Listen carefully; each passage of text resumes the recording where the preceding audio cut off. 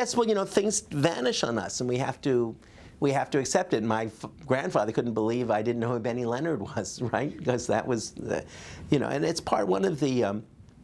It's actually thematic in this book in a way, because one of the truths about maturing and ripening and growing older is that things that we take for granted as a network of illusions and references are vanishing.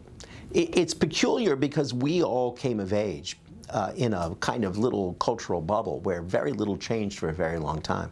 So, the Beatles we were talking about before were just as famous in 2000 as they were in 1963. And that's not the way things usually go. If you think about it, there were no popular singer from 1923 was still just as popular in 1963, just as well known. So that was an odd little bubble of time to come of age in. But naturally and necessarily, it is now fraying and altering.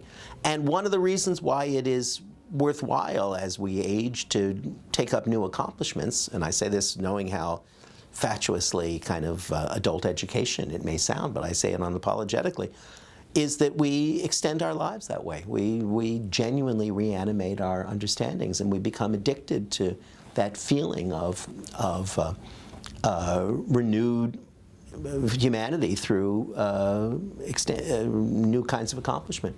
But we knew what Rudy Valley sounded like, and we knew what Greta Garbo looked like. And you probably saw Grand Hotel when you were young. Yes. When I was in college at Penn, I would go we to love the silent, yes.